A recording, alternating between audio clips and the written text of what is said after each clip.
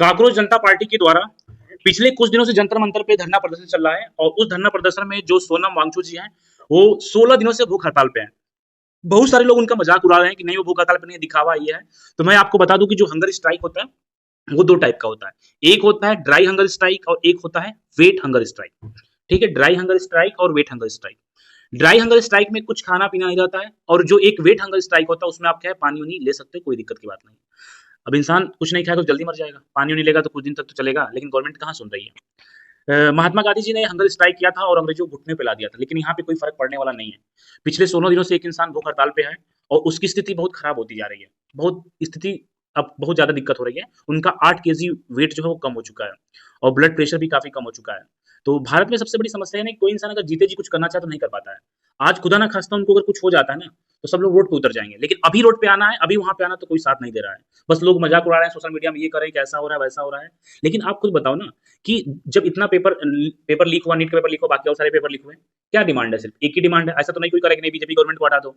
सिर्फ सिंपल सा एक डिमांड है कि अगर इतना जो पेपर आपका लीक हुआ है उसकी कोई रिस्पॉन्सिबिलिटी नहीं ले रहा है तो जो शिक्षा मंत्री है उसको आप इस्तीफा दे दो। लेकिन बीजेपी गवर्नमेंट का सबसे प्लस पॉइंट आपका ये है कि मतलब वो सोच रही है कि उस ये बात उसके ईगो पे है। गवर्नमेंट भी चाहती है उसको हटाने के लिए, लेकिन उसके अंदर डर इस बात का है कि अगर हम शिक्षा मंत्री धर्मेंद्र प्रधान को हटा देते हैं तो कांकरोच जनता पार्टी की जीत हो जाएगी। देखो इसमें जीत हार वाली बात नहीं है, जो गलत है वो गलत है, बात खत्म।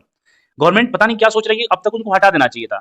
ऐसा नहीं है कि धर्मेंद्र प्रधान ही शिक्षा व्यवस्था को सुधारेंगे, उन्होंने शिक्षा व्यवस्था को और खराब ही कर दिया है। तो सिंपल सी बात है कि और ऐसा भी नहीं है कि आपके पास एक ही ऐसा नेता है जो शिक्षा व्यवस्था को वही मैनेज करेगा। तो आपके पास बहुत सारे नेता है, ऐसा किसी की कोई डिमांड नहीं है कि नहीं इनको हटा के इनको बना दीजिए। आप उनको हटाइए, किसी और को बनाइए, कोई दिक्कत नहीं है, लेकिन आप कम से कम पहले हटा तो दीजिए।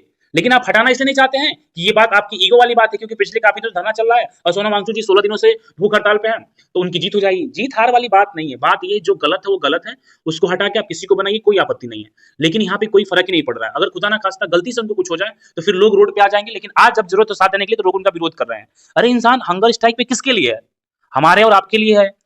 उनको कौन सा एग्जाम देना है? उनको कौन सा देना एग्जाम देना है? जिनको एग्जाम देना है वो सोचे उसके लिए, लेकिन वो इंसान कम से कम सोच तो रहा है ना, वो सामाजिक व्यक्ति है। हर समाज के लिए अच्छे अच्छे काम उन्होंने किया है और उसके बाद से उनको एक मैटर में फंसा के जेल में भेज दिया गया था। तो ये गलत है। ऐसा नहीं है कि गवर्नमेंट को ईगो पे नहीं लेना चाहिए, गवर्नमेंट को इसको जल्द से जल्द, हर एक इंसान की कीमत है और उनका भी काफी योगदान है और उस चीज पे गवर्नमेंट को सोचना चाहिए। और लोग इसका मजाक ना उड़ाएं, इसको क्या है कि सपोर्ट करें। अगर आप सपोर्ट नहीं कर सकते तो विरोध भी ना करें ना।